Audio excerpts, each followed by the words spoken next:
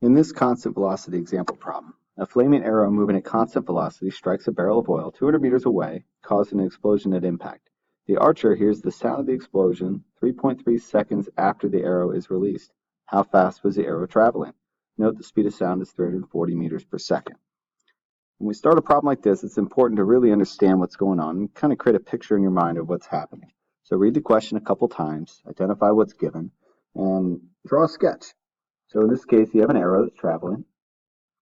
I'm going to draw a little arrow. I'm not going to draw some flames on there, right? It's a flaming arrow flying through the air, and it strikes a barrel. It's downrange, and that barrel explodes. Got a little explosion, right? And what's really important, and what some guys miss, is that it actually takes time for some sound to return.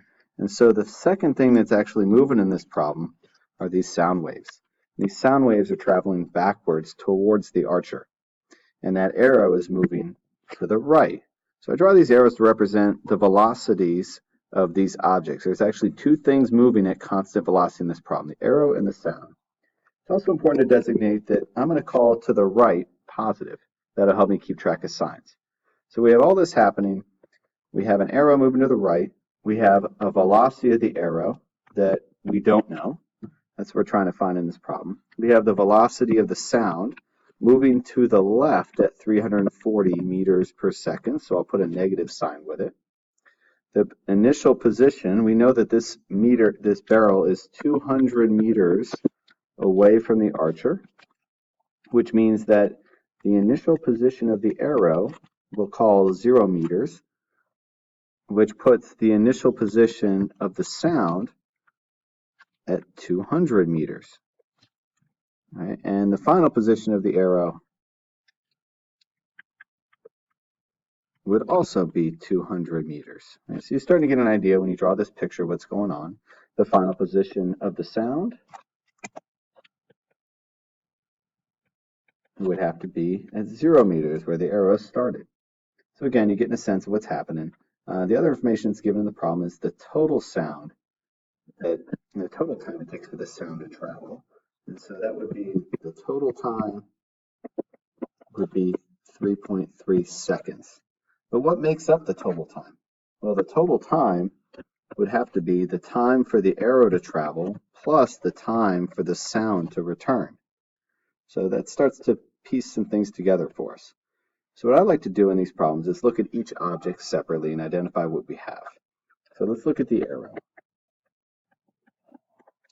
Now the arrow is moving at constant velocity, which means it could be modeled by this equation. The final position is the velocity times the time plus its initial position. That models any object moving at constant velocity. So I'm going to write down the variables we have. The time of the arrow we don't know. The velocity of the arrow we don't know. So I'll just leave them blank. Its initial position is at 0 meters, and its final position is at positive 200 meters. So with that alone, we can't do anything with it. We're missing two things in only one equation. But let's look at what happens when we incorporate what we know about the sound. The sound is also moving at constant velocity, so it can also be modeled by that same equation. The time for the sound, we don't know. The velocity of the sound, it's moving to the left at 340 meters per second. It has an initial position. It starts at the barrel, which was at positive 200 meters, and it finishes at the archer, which we called 0. And so now, when you look at that side, there's only one missing thing. Anytime you have one equation and just one missing thing, we can find the one missing variable. So I'm going to take my equation for position with constant velocity, and I'm going to plug in those values. Negative 340 times time plus 200, and I can solve for t. 340t, when I add it to both sides, equals 200. And when I divide by 340, I get my time. I'll take my calculator out.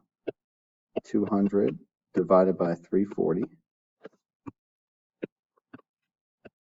I get 0.588. 0.588 seconds. So I can write that in here. Now, where that's helpful now is we can bridge the gap.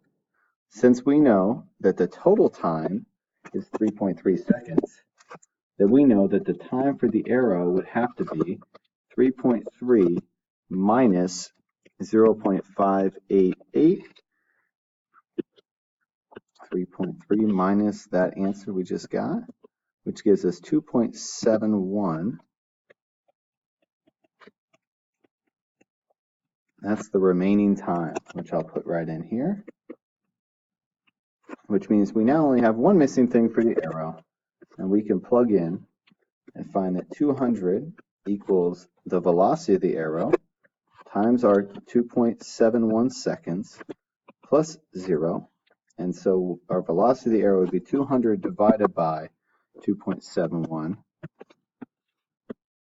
and we get 73.75 meters per second. And if you notice, it's a positive number, which means that it is to the right, which is what my picture would say. And so there's my answer. And I believe they only asked for the speed, how fast the arrow is. So the direction is not important in this problem, but nonetheless, the numbers work out. We get a positive answer, which matches what our picture should be.